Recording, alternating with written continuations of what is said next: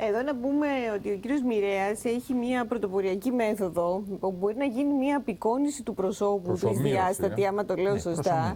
Προσομοίωση. Το πώς είναι το πρόσωπο και πώς θα γίνει μπορούμε μετά να το την βλέπουμε επέμβαση. και αυτό στο βίντεο ταυτόχρονα και να μας το αναλύετε εσείς. Νομίζω ότι έχει πολύ ενδιαφέρον αυτό. Να ξεκινήσει και το δεύτερο βίντεο, παρακαλώ.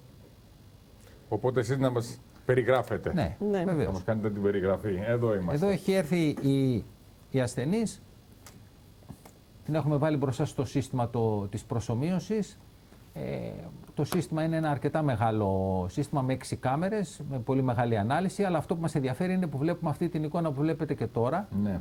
Προσπαθούμε να αντιστοιχίσουμε κάποια οδηγά σημεία στο πρόσωπο της ασθενούς, ώστε να καταλάβει και ο ηλεκτρονικός υπολογιστής το τι πρόκειται. Έχει ύβο, μύτη, βλέπω. Ναι, έχει μια καμπορίτσα, είναι λίγο χοντρούλα η μύτη και πτωτική στο κάτω μέρος, αρκετά φαρδιά.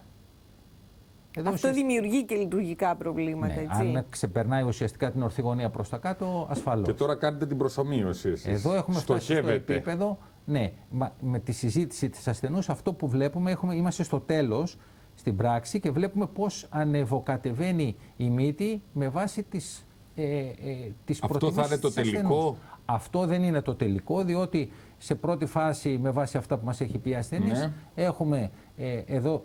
Κάνουμε μια μεγένθηση, έχουμε ανεβάσει τη μύτη, εδώ ανεβοκατεβάζουμε τον ύβο. Ναι, όχι, λέω θα είναι το τελικό σε κάποια στιγμή που θα τα ναι, σε κάποια στιγμή είναι η πολύ προσέγγιση σύντομο. Πόσο θα είναι?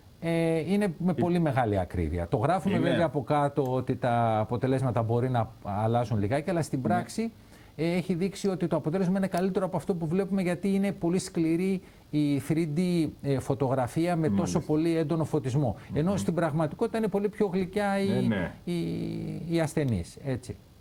Εδώ τώρα, ενώ έχουμε με τη συζήτηση φτάσει στο τελικό αποτέλεσμα, δηλαδή, συγγνώμη, κάνετε και μια συζήτηση για το αν το θέλει λίγο έτσι, λίγο παραπάνω, ώστε να καταλήξει αυτό που συμφωνεί και η ίδια. Ασφαλώς. Γιατί το θέμα δεν είναι, για το λειτουργικό δεν έχει και πολλά πράγματα να δώσει ο ασθενής το τι θέλει, αλλά για το αισθητικό ασφαλώς. Η αλλαγή του σχήματος της μύτης μπορεί να δώσει στην ασθενή την αυτή ότι άλλαξε τελείως και η φυσιογνωμία της, ας πούμε. Έτσι αποφεύγεται και το σοκ. Θα πρέπει να εξοικειωθεί. Αυτό νομίζω είναι καλό, γιατί εξοικειώνεται κάπως με αυτό που το τελικό αποτέλεσμα. Μην έρθει βρεθεί εκπλήξεως. Ασφαλώς. Εδώ δείχνουμε κάποια εξτρά βοηθήματα που έχει το σύστημα, το οποίο είναι το πιο προηγμένο που υπάρχει παγκοσμίως. Και το καλύτερο βοήθημα είναι αυτό που θα δείξουμε τώρα. Είναι ουσιαστικά, έχουμε τελειώσει με βάση τη συζήτηση αυτό που θέλει η ασθενής. Και εδώ, πηγαίνοντας τον κέρσορα που υπάρχει, βλέπουμε με μια αργή κίνηση τη μετάπτωση από το πριν στο μετά. Εδώ είμαστε στο πριν, τώρα δηλαδή πονοχειρητικά, και ανεβάζουμε τη μύτη. Μπορούμε να το γυρίσουμε από μπροστά, μπορούμε να δούμε, εννοείται πλενόκτημα του 3D, μπορούμε να δούμε τη μύτη από ποια γωνία θέλουμε. Πολύ σημαντικό αυτό, που με τα 2D software δεν γίνεται. Και μπορούμε να δούμε και από την άλλη μεριά, γιατί πάντα ένα προφίλ δεν είναι ίδιο με το άλλο. Εδώ βλέπουμε μια μύτη που είναι αρκετά απλωμένη προς τα κάτω και πτωτική, που την μαζεύουμε προς τα πάνω. Το πιο σημαντικό, πιστεύω, είναι να λυθεί το κομμάτι της παρεξήγησης. Γιατί στο αισθητικό κομμάτι, το κομμάτι της παρεξήγησης δημιουργεί πάρα πολλά προβλήματα. Και θα έχετε ακούσει και παράλογες απαιτήσεις. Και το λύνετε εκ προημίου. Θέλω να με κάνετε έτσι και να μοιάζω με αυτήν και την ηθοποιώ και θα σας έρχονται και με φωτογραφίες. Τώρα δεν έρχονται τέτοιοι τώρα. Νομίζω ο κόσμος έχει λίγο κατανοήσει. Έχει μειωθεί το ποσοστό, αλλά είναι σημαντικό. Γιατί ακούμε διάφορες ιστορίες. Ναι, θέλουν, αλλά εδώ. Το θέμα δεν είναι το θέλουν. Τι θα δείξει η τελική εικόνα. Γιατί πρέπει να ταιριάζει και η μύτη στο πρόσωπο. Δηλαδή δεν ταιριάζει μια μικρή γαλλική μύτη. Κάποτε ήταν οι γαλλικές μυτούλες, οι οποίες δεν πάνε σε όλους. Μια μύτη η οποία θα είναι τέλεια για έναν άντρα. Για μια γυναίκα είναι το χειρότερο ή το ανάποδο. Ή σε ένα πολύ μεγάλο πλατή κεφάλι, ταιριάζει κάποια μύτη εξαιρετικά και άμα το βάλουμε σε ένα μικρό προσωπάκι θα είναι ό,τι το χειρότερο. Οπότε αυτό όμως που βλέπω είναι πρωτοποριακό, γιατί δεν το έχουμε ξαναδεί εδώ που τα λέμε σε νωριλά. Δεν το έχουμε πολύ διαφημίσει.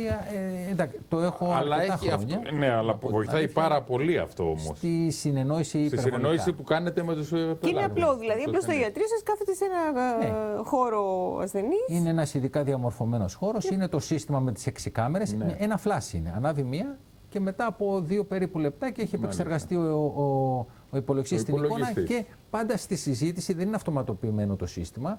Του λέμε εκεί εμείς, κάνετε οι αλλαγές γίνονται εκεί. Επιτόπου. Δηλαδή, λέτε, ας πούμε, εσείς ότι εγώ θέλω να κατέβει η καμπορίτσα. Ναι. Εγώ σας το δείχνω. Ναι. Εάν αυτό που σας δείχνω, και όντως μπορεί να γίνει και χειρουργικά, έχει σημασία, δεν μπορεί να την κάνετε εσείς και να μου τη δώσετε. Την προσομοίωση, θα μου πείτε τι θέλετε και εγώ θα σας το δείξω. Το να μειωθεί το καταλαβαίνω. Το να κατεβεί υπάρχει ύφασμα. Το να κατέβει. Καταλαβαίνετε τι λέω, Το να μεγαλώσει. Τώρα, ναι. Ναι, γίνεται.